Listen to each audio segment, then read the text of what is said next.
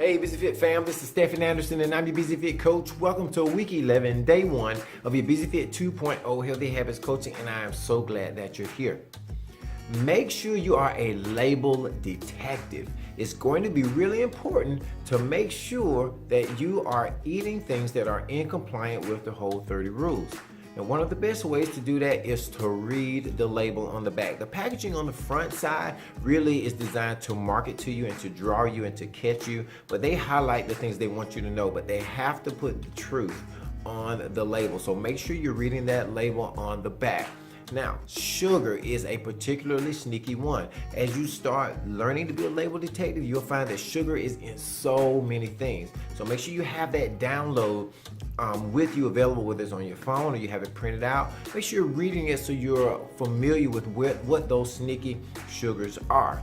And when you go to a restaurant, you want to make sure that you ask, and not just for sugars, but for sulfites and carrageenan and for gluten and for dairy. When you're in that restaurant, ask. If you don't know for sure that what you're ordering is in compliance, then ask.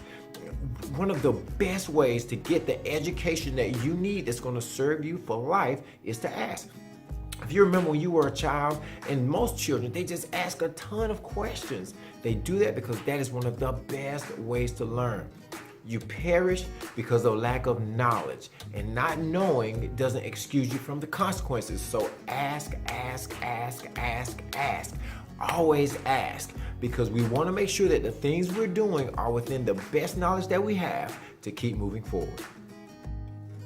So for today, we have a few questions for you. And the first question to ask is, what is carrageenan? Now, we've talked about that and making sure that we understand to look for it, but what exactly is it? It is a seaweed extract. Basically, what it's used to do is to thicken up things. Now, you may find it in deli meat, you may find it in yogurt, almond milk, you may find it in chocolate, all of these different things. Now, the key to it is that it is such an inflammatory substance that is actually used in lab animals to induce inflammation. So we want to make sure that when you're looking on your labels and you're asking in the restaurant to make sure that carrageenan is not in the picture. Now the next question is, can I have chips? Now, this may seem like a no-brainer. The answer is no, which of course the answer is no, but I want to dig a little bit deeper in this, because there are sweet potato chips, there are vegetable chips, there are all types of chips that are out there that may use Whole30 compliant foods. Like, literally speaking, there are chips out there that use potatoes and are made in avocado oil. The point is, they are chips.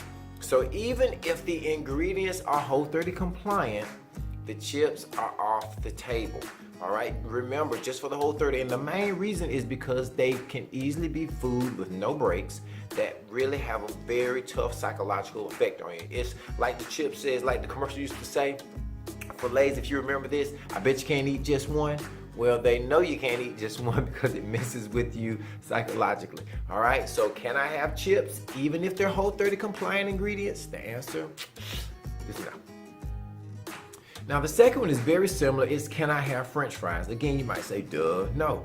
But if you make it in a Whole30 compliant, let's say you deep fry it in coconut oil or you deep fry it in light olive oil, that's still going to be no, because it is a food with no breaks. Now, there is a little bit of a caveat to that one. You can do it if you have it homemade and you're baking it, or maybe if you're pan frying it, something like that. We just put a little bit of olive oil, you kind of put it on one side and flip it and season it up. But the key here is, if it becomes a food that it is difficult for you to stop eating, then that is not a healthy psychological effect. So you want to keep within the spirit of the Whole30. Yeah, we have these ingredient rules, but we also really have those 4 rules that we want to make sure we're in compliance with. So in general, when it comes to fries, at least during the Whole30, the answer is no. Now we're on to our calls to action. Of course, we're reading our Busy Fit Mindset statements aloud every single day, and we are getting our water in, we're getting our activity in, we're making sure that we're eating slowly to 80%.